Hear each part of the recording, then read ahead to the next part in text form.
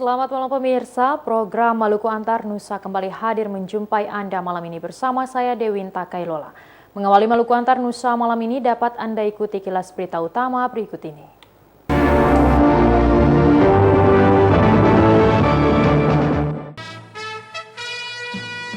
Satu nelayan gorom hilang di laut. Harga ikan lebih mahal dari daging sapi.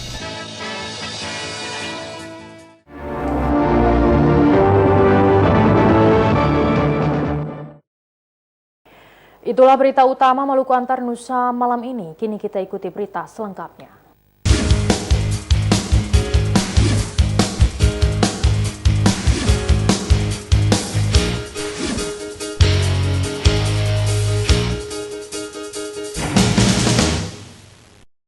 Pemirsa, seorang nelayan desa Loko, Kecamatan Pulau Gorom, Kabupaten Seram bagian timur, tenggelam di perairan setempat Senin lalu. Hingga saat ini pencarian korban masih terus dilakukan oleh warga setempat. Hasan Rumah 3 warga desa Loko, Kecamatan Pulau Gorom, Kabupaten Seram bagian timur, tenggelam ke dasar laut saat menangkap ikan menggunakan jaring bersama sejumlah warga pada jarak sekitar 100 meter dari pantai desa Loko. Said Rumah 3, rekan korban, mengatakan kejadian itu bermula saat ia bersama korban dan sejumlah warga desa Loko lainnya hendak menangkap ikan menggunakan jaring pada hari Senin awal pekan lalu sekitar pukul 15 waktu Indonesia Timur atau jam 3 sore. Saat jaring diturunkan ke laut, korban yang berusia sekitar 40 tahun ini bersama dua rekannya terjun ke laut untuk menjaga ujung jaring dan melihat ikan di dalam laut. Beberapa saat kemudian kedua rekannya kembali ke permukaan laut. Namun korban terus menyelam. Kedua rekannya panik saat melihat korban terus menuju dasar laut. Mereka semakin panik saat hendak menyelam mengikuti korban, tapi korban yang sedang mengenakan baju kaos warna putih itu makin menghilang dari penglihatan mereka. Karena laut terlalu dalam, kedua rekan korban tidak mampu mengikuti korban. Mereka pun kembali ke permukaan dan bersama rekan lainnya mencoba melakukan pencarian, namun tidak membuahkan hasil. Mereka lalu kembali ke darat dan menyampaikan kejadian itu kepada warga lainnya.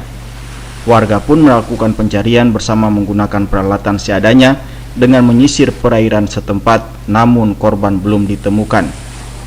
Masyarakat melakukan pencarian secara manual. Kalau boleh kami dari pihak korban ini perlu agar pemerintah daerah bisa turut serta dalam hal ini perlu mengurungkan beberapa alat sebagai modern untuk melakukan pencarian, Pak. Warga mengeluh karena walaupun telah dilaporkan, namun hingga memasuki hari ke-6 pencarian, tidak ada tim SAR maupun aparat pemerintah yang ikut membantu melakukan pencarian. Dari Gorom, Seram bagian timur, Mansur Boinau melaporkan.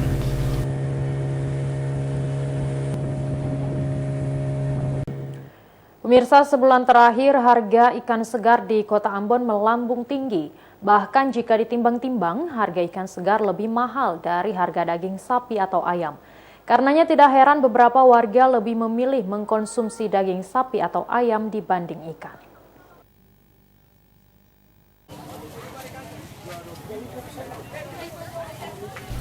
Lonjakan harga ikan di pasaran disebabkan cuaca buruk yang melanda sebagian besar wilayah perairan Maluku dalam sebulan terakhir ini. Nelayan yang enggan melaut mengakibatkan pasokan ikan di pasaran menurun drastis. Akibatnya harga ikan melambung tinggi. Harga ikan di pasar tradisional Kota Ambon bervariasi tergantung jenis ikan. Jenis ikan momor misalnya yang biasa dibeli pedagang dengan harga Rp400.000 per loyang kini melonjak hingga Rp900.000. Sedangkan jenis ikan kawalinya awalnya Rp600.000 kini melonjak naik mencapai Rp1.200.000 dari nelayan.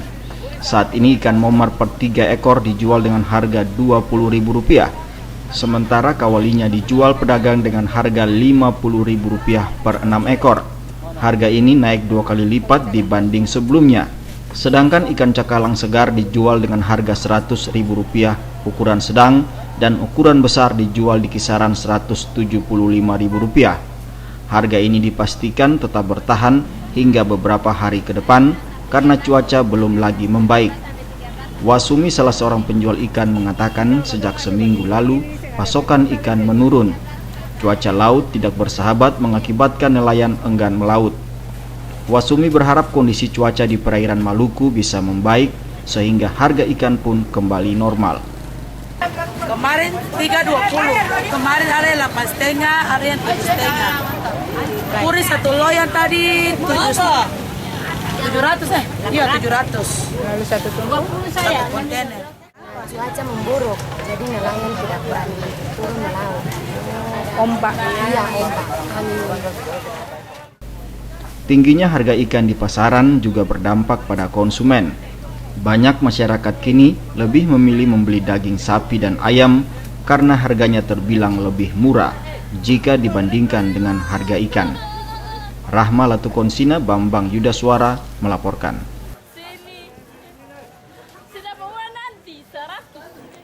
Arus balik di dermaga feri penyeberangan Hunimua Liang, Maluku Tengah, Sabtu sore kemarin terpantau ramai menyusul berakhirnya cuti bersama. Sebanyak 4 kapal feri disediakan pihak ASDP untuk melayani arus mudik lebaran maupun balik.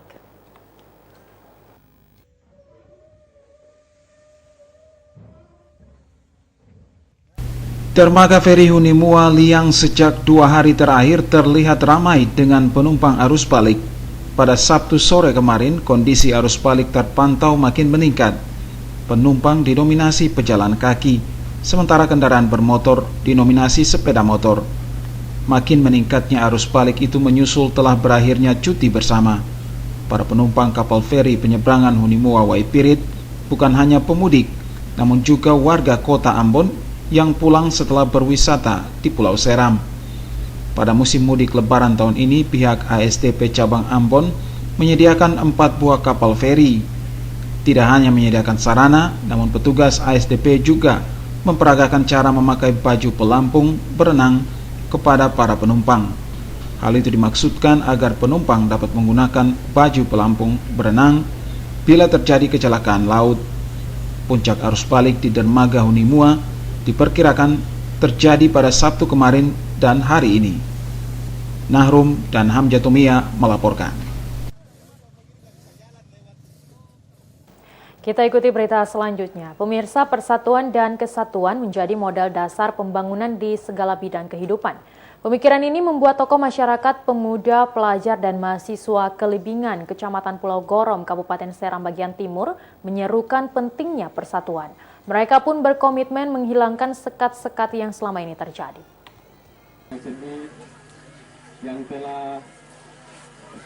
Perbedaan pemikiran serta perbedaan pendapat dalam kehidupan masyarakat adalah hal yang lumrah terjadi.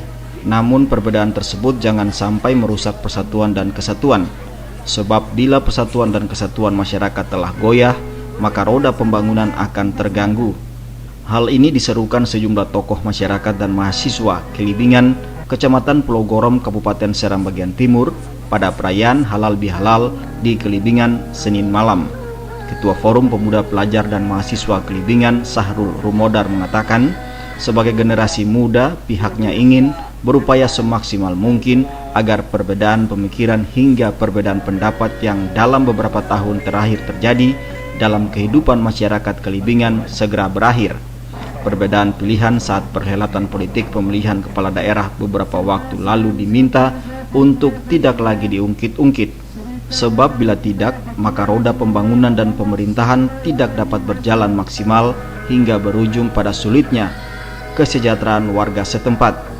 Program pemerintah baik pusat maupun daerah untuk membangun dari desa harus disambut secara baik dengan meningkatkan persatuan dan kesatuan serta menyiapkan sumber daya manusia yang handal untuk menyukseskan berbagai program pembangunan saat ini dan di masa mendatang. Dengannya kesejahteraan masyarakat dapat ditingkatkan. Dari Gorom, Seram bagian Timur, Mansur Boinau melaporkan. Sejak tahun 2012 ya, sampai sekarang sudah. Warga Dusun Tanah Goyang, Desa Loki, Seram bagian Barat memiliki tradisi yang cukup unik menyambut datangnya 7 Syawal atau Lebaran hari ke-7. Mereka membawa makanan ke masjid untuk dimakan bersama-sama. Makanan-makanan tersebut ditaruh di dalam loyang atau dulang dan dikelilingi dengan replika perahu atau kora.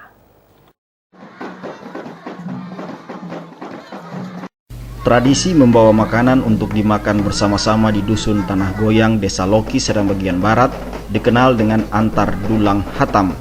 Tradisi ini dilakukan warga di sana pada hari ke-7 bulan Syawal atau Lebaran 7 hari. Makanan-makanan itu ditaruh di dalam dulang atau loyang dan dibawa ke masjid untuk didoakan sebelum dimakan bersama-sama. 3 tahun terakhir warga menggunakan replika perahu atau kora-kora mengiringi makanan-makanan itu. Tarian hadrat juga dibawakan muda-mudi setempat untuk mengantar dulang-dulang tersebut. Setelah didoakan di masjid oleh penghulu masjid, makanan-makanan itu kemudian dibawa ke rumah adat atau di balai pertemuan untuk dibagikan kepada masyarakat. Tidak urung, warga pun berebutan untuk mendapatkan makanan-makanan itu yang dipercaya membawa berkah. Kepala Dusun Tanah Goyang, Abdul Rahman Taib Abu mengatakan, sebelumnya warga hanya menggunakan dulang untuk mengantar makanan. Namun 3 tahun terakhir dipakai replika kora-kora diiringi hadrat untuk menambah semarak tradisi itu. Dengan adanya perkembangan zaman, kita kembangkan sesuai dengan perkembangan zaman sekarang. Kalau zaman ketemu punya orang tua atau tidak mengenal pada telepon itu dong antar dulang, itu cuma menggunakan keku pakai nyiru saja. Tapi sekarang kadang dengan adanya perkembangan zaman, makanya kita kembangkan sesuai dengan kondisi. Karena dulu kan masih zamannya kegelapan tuh, sekarang kan zaman sudah jelas. Makanya ini merupakan suatu tradisi. Arak-arakan dan tradisi antar dulang dimaksudkan untuk memupuk kebersamaan antar warga di dusun tersebut, sekaligus ungkapan syukur atas perlindungan yang maha kuasa terhadap masyarakat di dusun itu. Dari Piru, Wahid Hukul melaporkan.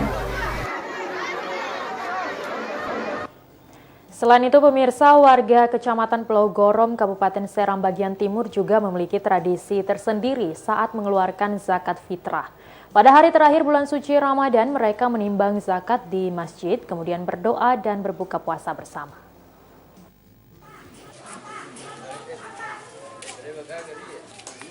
Mengeluarkan zakat fitrah merupakan kewajiban umat Islam pada saat akhir bulan suci Ramadan. Zakat ini berupa makanan pokok masyarakat di masing-masing daerah termasuk uang tunai. Secara umum, zakat fitrah dapat langsung diberikan kepada orang yang berhak menerima sesuai tuntunan ajaran agama Islam. Namun beberapa daerah memiliki tradisi ritual tersendiri dalam menunaikan kewajiban ini. Warga kampung Kelibingan, Kecamatan Pulau Gorom, Kabupaten Seram bagian timur misalnya, setelah menunaikan sholat ashar secara berjamaah di masjid pada hari terakhir bulan suci Ramadan, mereka kembali ke rumah masing-masing, mengambil zakat dan membawanya ke masjid. Di sana mereka menimbang zakat berupa sagu dan beras serta uang tunai itu. Untuk menimbang zakat fitrah, warga setempat menggunakan timbangan yang disebut taraju. Taraju ini terbuat dari potongan kayu berbentuk segitiga sepanjang 25 cm. Bagian tengah kayu itu diikat dengan tali dan digantung. Di salah satu ujung taraju digantung batu seberat 2,5 kg. Batu ini menjadi penyeimbang berat zakat saat zakat digantung pada ujung taraju tersebut. Hal ini merupakan ritual sebelum zakat fitrah dikeluarkan. Setelah zakat seluruh warga ditimbang, mereka pun lalu berdoa bersama. Setelah berdoa, mereka pun berbuka puasa bersama di masjid. Warga kemudian membawa pulang zakat dan menyerahkan zakat fitrah kepada orang-orang yang berhak menerimanya. Selain warga kampung Kelibingan, warga di sejumlah kampung lain di Kecamatan Pulau Gorom juga melakukan hal yang sama. Dari Gorom, Seram bagian timur, Mansur Boinau melaporkan.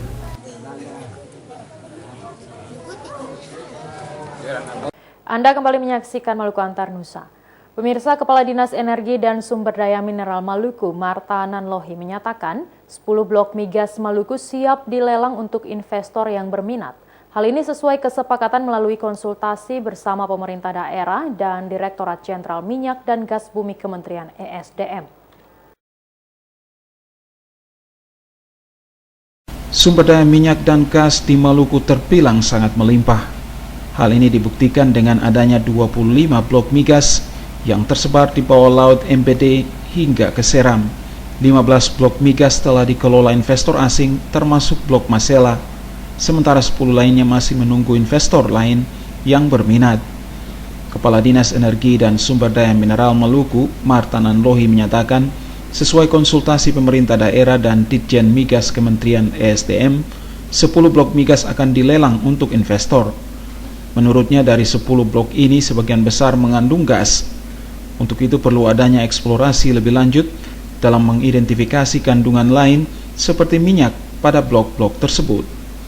Menurutnya pemerintah daerah sangat bersyukur karena masih banyak investor yang berminat terhadap blok migas yang belum dikelola.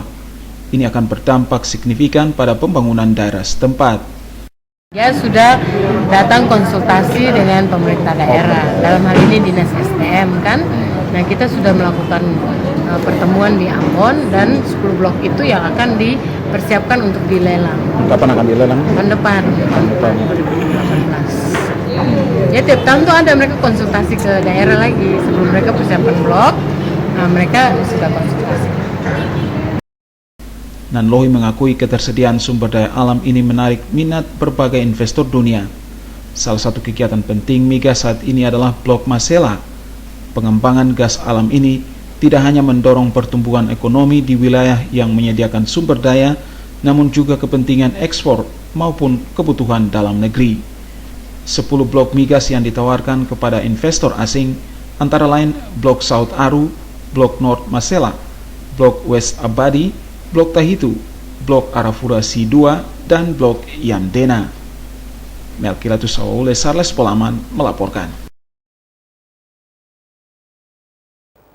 Pemirsa, para kepala sekolah diingatkan untuk tidak melakukan pungutan dalam bentuk apapun pada penerimaan siswa baru tahun ini. Bila kedapatan, yang bersangkutan akan diproses.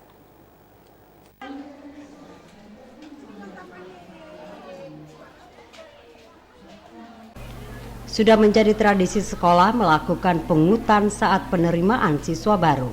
Kendati hanya berupa pembayaran pakaian seragam, namun itu dapat dikategorikan sebagai pungutan liar. Hal itu disampaikan Kepala Dinas Pendidikan dan Kebudayaan Maluku Muhammad Saletio usai penyerahan hasil ujian sekolah dasar ke kabupaten kota di Maluku kemarin. Menurut Saletio, kendati peraturan Menteri Pendidikan dan Kebudayaan nomor 75 tahun 2016 memberi ruang untuk sekolah melakukan pungutan melalui komite, namun Permendikbud tersebut terbentuk dengan Perpres tentang pembentukan tim sapu bersih pungutan liar. Dengannya, semua sekolah tidak diperkenankan melakukan pungutan terhadap siswa baru. Selama ini hampir seluruh sekolah di Kota Ambon memanfaatkan penerimaan siswa baru untuk melakukan pungutan. Setelah diterima, orang tua siswa kemudian memberi sejumlah uang untuk mendapatkan kupon guna mengambil kelengkapan sekolah anaknya pada salah satu toko tertentu di Kota Ambon. Padahal kelengkapan siswa itu dapat dibeli secara bertahap sesuai kemampuan orang tua. Karenanya Saletio meminta seluruh sekolah tidak melakukan pungutan terhadap siswa. Kita menganjurkan untuk melakukan pungutan lewat sekolah, karena tidak menjadi hal-hal yang memang bisa jadi tanda tanya bagi orang lain. Sekira itu untuk kita jangan sampai terbawa-bawa dalam satu suasana yang bukan untuk kepentingan kita. Ya, itu menjadi perhatian Bapak Ibu sekolah. Saya kira itu yang dapat saya sampaikan. Mungkin sebelum saya akhiri, mungkin ada.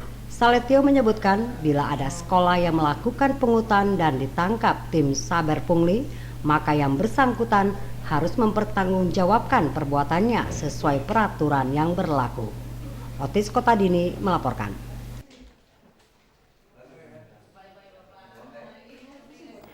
Pemirsa, masyarakat Kecamatan Pulau Gorom, Kabupaten Seram bagian timur membutuhkan lembaga keuangan berupa bank. Hal ini menunjang aktivitas perekonomian mereka. Dengannya masyarakat dapat menabung dan memanfaatkan fasilitas kredit pada bank.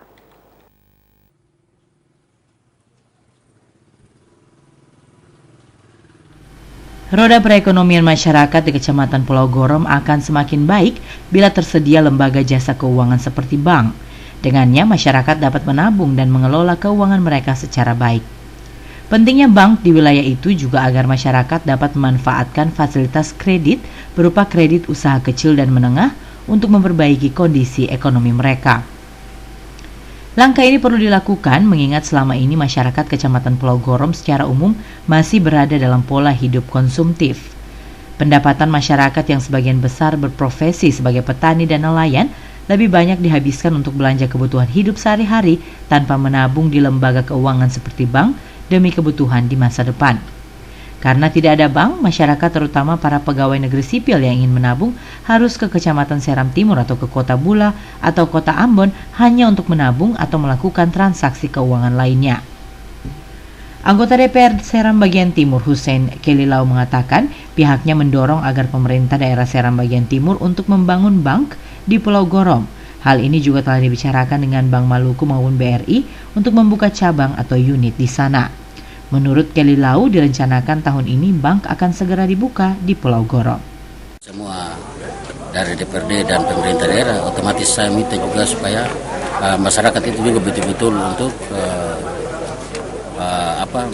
putaran uang itu betul-betul untuk mereka punya penghasilan kalau bisa untuk menabung, sehingga proses bagaimana supaya masyarakat ini dia bisa punya hidupnya berjalan dengan baik. Dari Bula, Seram Bagian Timur, Mansur Boinau melaporkan.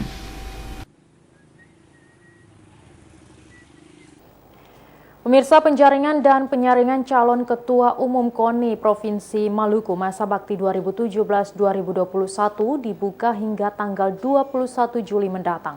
Penjaringan itu terbuka untuk umum dengan persyaratan mendapat rekomendasi dari Ketua KONI Kabupaten Kota dan Pemprov cabang olahraga minimal 30%.